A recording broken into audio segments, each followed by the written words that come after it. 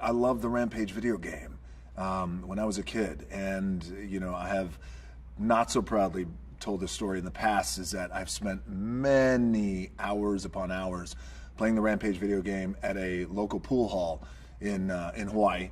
And oftentimes I would go to this pool hall and we would play pool, and I would just, quarters after quarters into Rampage. And, I really love the video game. So years later, it's just so funny how sometimes things come full circle like this. Years later, came back around, heard from a producing partner who I've produced with for many, many movies, Beau Flynn, and he says, we have this idea.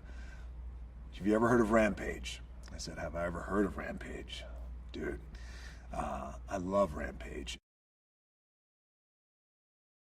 Working with Jason was just incredible. It was incredible, and I really appreciate the hard work and the commitment that Jason put in. Because a lot of times in movies, a commitment like that can be looked at, but also it could be overlooked when you have these gigantic monsters and it's a big movie like Rampage, and there's a lot of other things and elements happening around every corner. If I could shine the spotlight on Jason, I will happily do that, because his commitment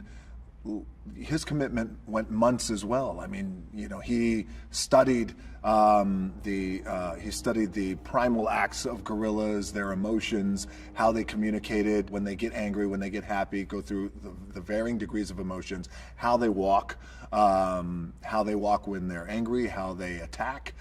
So he really embodied what it's like to be a gorilla, and I was really blown away. One of the goals was, well, let's do our best to try and raise the bar in the monster genre. There's been some great monster movies of the past, but what if we defined ourselves as hopefully raising the bar just a little bit in terms of the monster genre? And when you look around the room and everybody's nodding their heads, and in that moment, well, this could be something very special. We have a relationship where we're buddies, we're friends, we're collaborators, we're business partners, but we're also children. We are just two kids. We're two boys who are living the life, who don't take it for granted. And when we get together, the art always reflects the artist. And when we come together, what we've been able to do has been, the action has been pretty intense, and the action has been pretty big, and the destruction at times, whether it's in a San Andreas or Journey to Mysterious Island, in a lot of ways, to Rampage now. I think what fans can always count on is great action, big action, intense, and also trying to do things that push the envelope just a little bit more.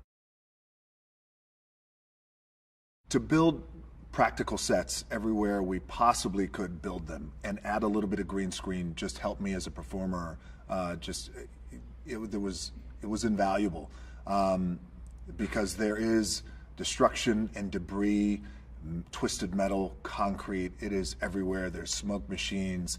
You're coughing legitimately. I mean, you're in it. You're in it as best you can be within the world of acting. And I appreciate that. And Brad and I, again, we have this shorthand, Brad Payton and I, we have this shorthand that we're going to make sure that everything is as practical and as real as it can be, not putting everybody in danger.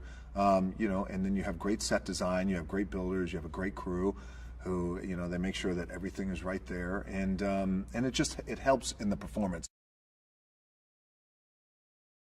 The movie, and fans will see, there's going to be a time where the movie goes along like this, and we're setting up the story, and then bang, you're off, and then that is it, and then you are on this ride and you do not get off, and it's like this. So your adrenaline as you're watching the movie, and I've watched the movie with people who had not seen the movie before, close friends and family, and they have a lump in their throat and their adrenaline, because it's non-stop. The goal and the challenge is always to find somebody opposite me who, can bring it, who can get in there, who I could bang with. And the best part about Jeffrey Dean Morgan's character, who gets in there and he goes toe-to-toe with me, unlike any other actor in the past who's gone toe-to-toe with me, every other actor who's gone toe-to-toe with me, whether it's a franchise or whatever it is in the past, there's always a sense of machismo. And a lot of times actors, I don't know why, their voice will drop down into here. So that's not your regular octave. Get up high into the clouds where your real register is. They talk like this. Jeffrey Dean has that same swag and he has that same kind of machismo, but he does it with a smile and a wink, which is ultimately always more dangerous and more entertaining.